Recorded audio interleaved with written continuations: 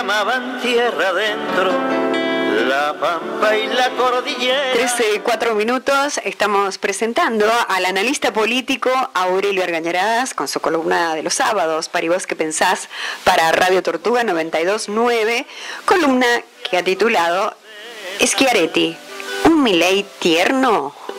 Comenzamos, Aurelio. Sí, el título, voy a explicar las razones por las cuales elegí este título. En los últimos tiempos, después de haber votado todas las cosas que Milei presentaba en el Parlamento, los representantes del cordobesismo en el Parlamento Nacional, Yariora y Schiaretti, han empezado a actuar como opositores a Milei, formulando como crítica central que Milei es cruel. Otra fórmula que han usado es que debe sostenerse el equilibrio fiscal, pero con la gente adentro. Ajá, sí. Hasta allí, esas fórmulas no abordan la naturaleza del problema del equilibrio fiscal. No se les antoja, por ejemplo, ser educativos y claros ante el público, explicando que el equilibrio fiscal se puede obtener tanto por un incremento de la recaudación de los ingresos como por una disminución de los gastos. No hay un solo modo de obtener el equilibrio. Del mismo modo que en una economía familiar no hay un solo modo de equilibrar las cuentas. Se puede y se debe, por supuesto, obrar en consideración a cuál es el ingreso real que uno obtiene, pero si se quiere vivir mejor, también se puede buscar, sin perder el equilibrio, se puede buscar mejorar el ingreso que uno obtiene por su trabajo, por su empresa, por lo que sea. Son dos maneras, no hay solamente una. Además, es obvio que la reducción del gasto, así como en el orden familiar tiene un límite, que es el límite de la subsistencia, claro, por supuesto, sí. En el orden de la gestión de gobierno tiene un límite también. Pero además, el tema del equilibrio fiscal es un tema que no puede soslayar una consideración sobre cómo recauda el Estado, sobre qué sectores el Estado hace caer la imposición para obtener los fondos sin los cuales no puede sostenerse. Y ya no solamente sostener lo que podríamos llamar en lenguaje de barrio la diaria, sino todo lo que es necesario hacer para que una sociedad se sostenga en el curso de su desarrollo. Se puede no atender la reparación de las rutas, a lo mejor durante algunos meses, a lo mejor durante un año, pero a la larga lo que no se repara termina siendo, estropeándose y estando en un estado en el cual deja de cumplir la misión para la cual fue construido, claro. Hay cierto tipo de gastos que se pueden postergar, pero no se pueden postergar indefinidamente. Eso le da por ejemplo, a algunas de las medidas tomadas por Milei, le da un carácter extravagante, podríamos decir quimérico, suicida, porque no se puede sostener el equilibrio fiscal sobre la base de no hacer obras. Eso es insostenible en el tiempo. Claro, y cuando se practica como política, más temprano que tarde se pagan las consecuencias. Se pagan las consecuencias de diversos modos. Uno de los modos es, qué sé yo, en el caso de las rutas, la destrucción de los vehículos. Claro, accidentes. Otros modos, claro, es la multiplicación de los accidentes. Claro, indudablemente. Una cosa que sabe cualquiera que se preocupe por interiorizarse un poquito, muy poquito, del problema, es que, por ejemplo, la construcción de autopistas o autovías de doble mano disminuyen los accidentes de tránsito. Las rutas estrechas, como por ejemplo la famosa camino hacia Santa Fe de la ruta 19, y por algo reciben el nombre de rutas de la muerte, porque son rutas donde los accidentes son a diario, claro. Son frecuentes, son más frecuentes, claro. Son estadísticamente mucho mayores que cuando una ruta cumple con las dimensiones que debe tener, y dimensiones que están determinadas además por la cuantía del tráfico. Claro. Claro. Bueno, pero entonces la calificación de cruel traslada el debate tramposamente hacia el terreno de las características psicológicas o personales de un gestor público, como si eso fuese lo más importante. La oposición no sería entre hacer una política que contemple equilibradamente los intereses de las mayorías, sino sería en ser cruel o tierno.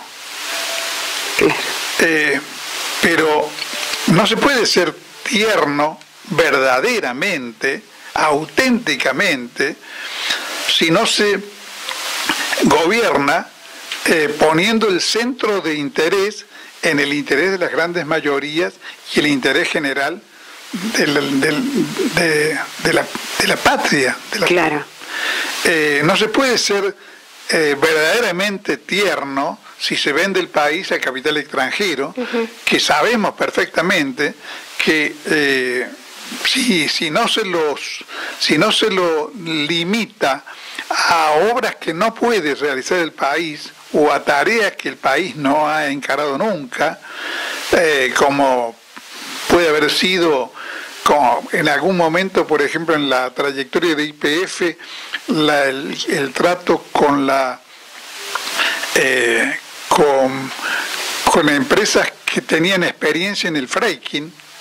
Claro, sí. El contrato que firmó Cristina Kirchner con Chevron fue un contrato determinado porque Chevron tenía en la explotación de lo que se llaman yacimientos de shale gas o shale petróleo, una experiencia de la cual Argentina carecía.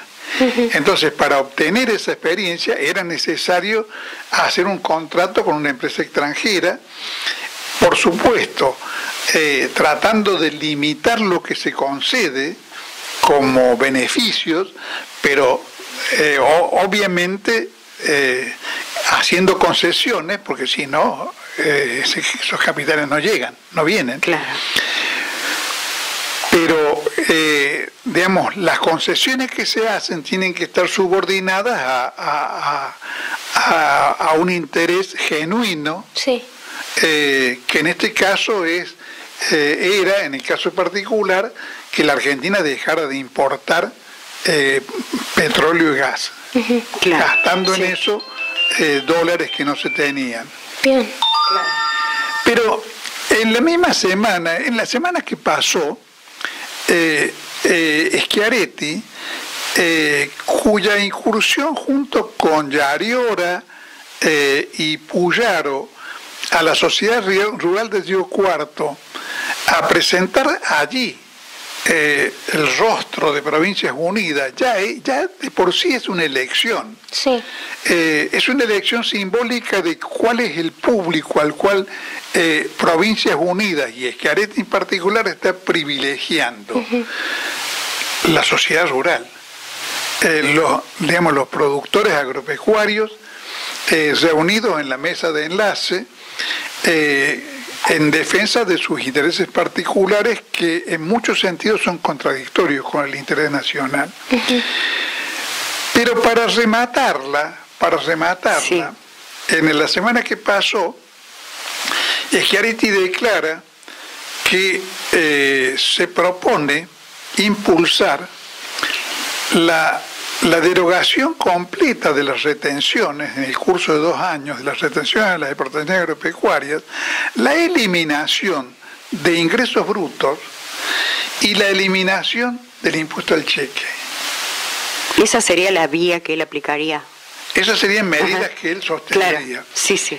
Evidentemente los interesados en esas medidas son los sectores empresariales. Claro. Claro. Sí, sí. Ahora, tramposamente, Schiaretti no explica de dónde, con qué ingresos el Estado reemplazaría los que deje de recibir por esos conceptos. Porque no es que el impuesto al cheque fue establecido por allá por el principio o fines del siglo XX o principios del siglo XXI por Cavallo, en el periodo en el cual era ministro de la Rúa. No porque sean crueles, los gobiernos que vinieron después de él mantuvieron el impuesto al cheque. El impuesto al cheque, como todo impuesto, debe ser sopesado en relación a sus beneficios y a sus perjuicios. Claro, sí. Si es más perjudicial que lo que conveniente, habrá que suprimirlo, pero también después de responder la pregunta de a quién se está mirando cuando se mira el perjuicio o el beneficio que se obtiene en un caso o en el otro. Evidentemente, los interesados en que se derogue el impuesto al cheque es el mundo empresario. Claro. También hay, desde luego, empresarios pequeños en esa misma tesitura que verían con simpatía, pero cualquiera que quiera hablar responsablemente del tema y no tramposamente, tiene que explicar, con qué va a sustituir los ingresos que se pierdan si se deroga el impuesto al cheque. Y si se derogan los impuestos a las retenciones a las exportaciones agropecuarias, el cheque o ingresos brutos, evidentemente se están suprimiendo de esos 3 impuestos, 2 que gravan a los sectores pudientes, y para equilibrarlos habría, como de alguna manera, con razón ha dicho Milei ayer, habría que elevar el IVA. Claro, sí. Con razón Milei dice, si se suprimen esos impuestos, hay que elevar el IVA. Milei como habla, como sí, las cifras para él son una cuestión del capricho del día, sí, y se habría que elevar el IVA al 42%. No, yo no tengo idea, no me he puesto a hacer el cálculo de cuánto hay que elevar el IVA. Pero no es así. Creo que no hay 42%, sí, pero aunque fuese, en lugar de la cifra actual, fuese al 30%, lo significativo es que el IVA es un impuesto al consumo. O sea, es un impuesto que paga de la misma forma el pudiente que el pordiosero que va a un kiosco a comprar unas galletitas, una coquita. Claro. Entonces, Schiaretti oculta que sea o no sea una crueldad en las gestiones que viene realizando el cordobesismo en la provincia, han ido reduciendo cada vez más el peso en la recaudación que tienen los impuestos a la propiedad, el impuesto inmobiliario y el impuesto automotor, compensándolo con un peso cada vez mayor de ingresos brutos. Ingresos brutos es también, como el IVA, un impuesto al consumidor. O sea, lo que Schiaretti hace es adjetivar a Javier Milei como era lo que había dicho, como cruel, como para separarse, pero el gobierno que propone es el mismo que Javier Milei. Exactamente lo mismo, claro. Esencialmente lo mismo.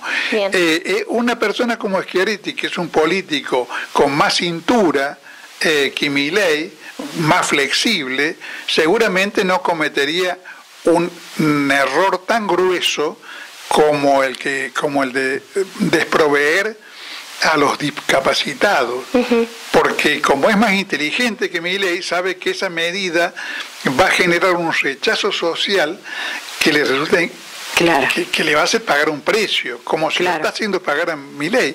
Pero digamos, el sadismo, en tal caso, que creo que es una cosa que existe en Milei, en tal caso es un elemento añadido sobre lo fundamental, que es una política que, por ejemplo, en el caso concreto de Milei, ha disminuido las retenciones y al mismo tiempo ha disminuido las jubilaciones. O sea, hay plata, para decirlo en el lenguaje Milei, hay plata para la sociedad rural, pero no hay plata para los jubilados y discapacitados. Sí, o sea, le da a los que más tienen. Claro, hay plata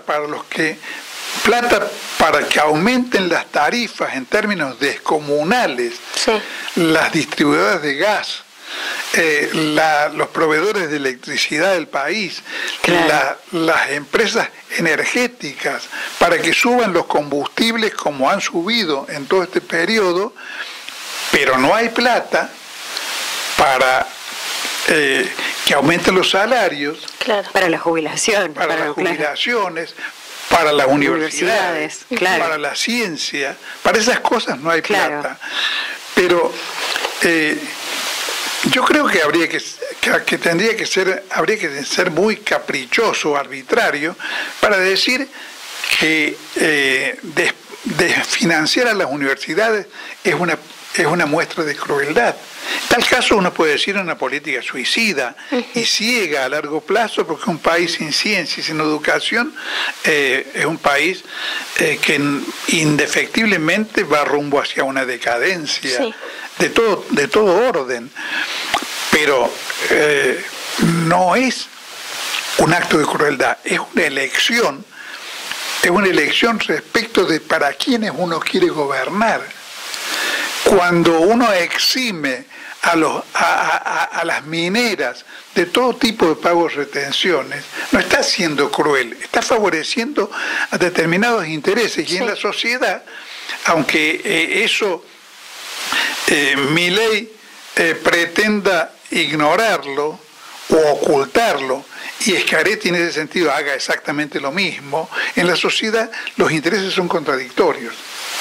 O se gobierna para los sectores mayoritarios, o se gobierna para defender en toda la medida de lo posible una especie de estado de bienestar, o se gobierna para los poderosos, para que los poderosos se queden con el mayor margen de riqueza social posible, a costa de la masa de los consumidores. Sí, claro, sí. Los consumidores pagamos hoy, gastamos en los servicios una cifra que antes podíamos destinar a los alimentos. Sí, que es bueno eso, recalcarlo. Claro, es muy importante. Claro eso, que es importante. Porque, ¿a quién va el dinero que pagamos en demasía a los servicios? Va a un sistema de empresas monopólicas, porque uno no puede elegir, en qué almacén compra la nafta o el gasoil. tiene que elegir en tal caso entre las 2 o 3 empresas que monopolizan el mercado. Claro, no puede recurrir a otras. Si uno quiere comprar un producto lácteo y va a elegir entre la Serenísima, Sancor y puede ser que haya algún tercero, creo que no. Claro. Hay un montón de rubros de los productos de consumo que están en manos de 2 o 3 empresas. Entonces no existe la capacidad de elección.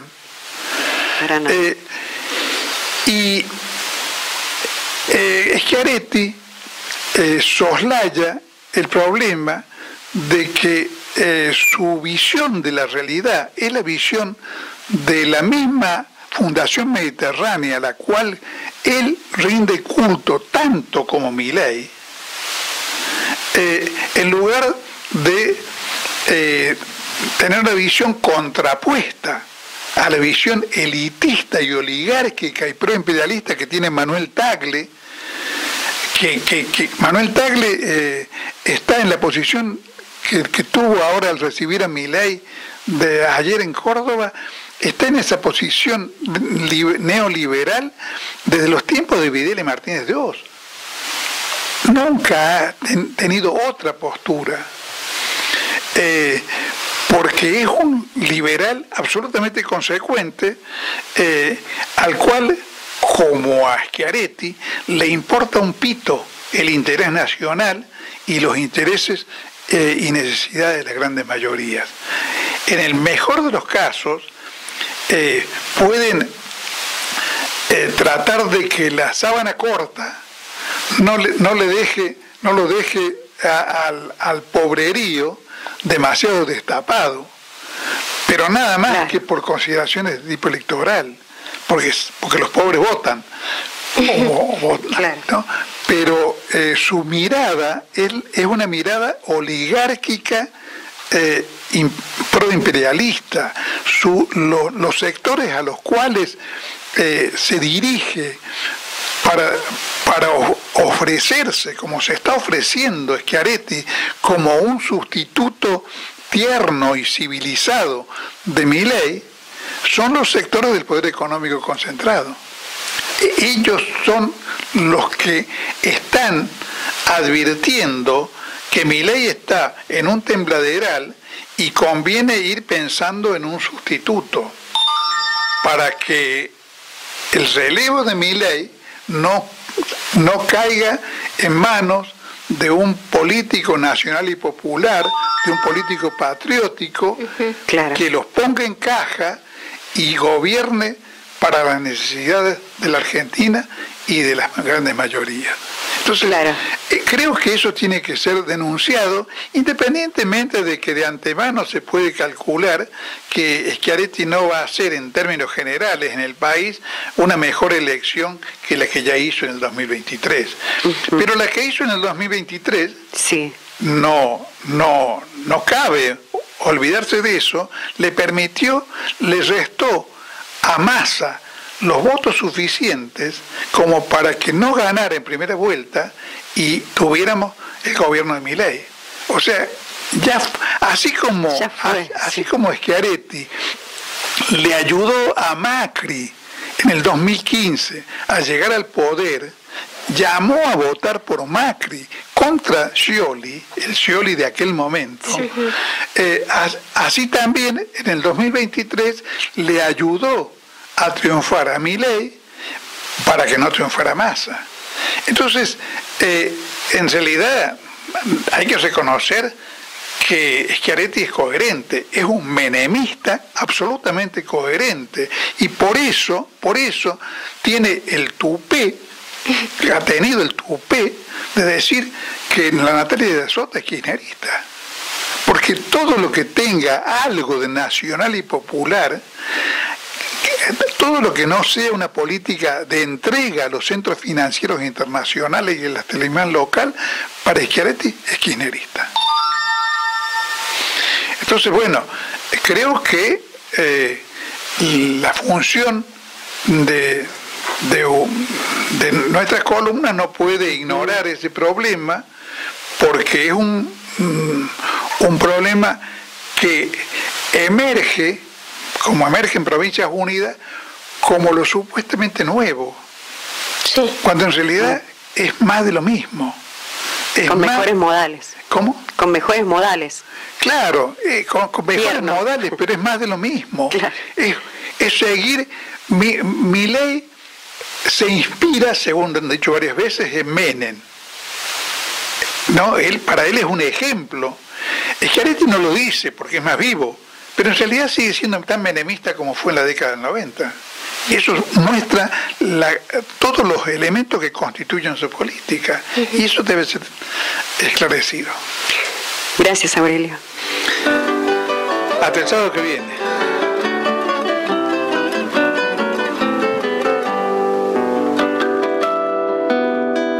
Empiezan cuando en la escuela no hablan del común destino, ni explican por cuál camino llegamos a ser despensa, ni enseñan por qué avergüenza a veces ser argentino.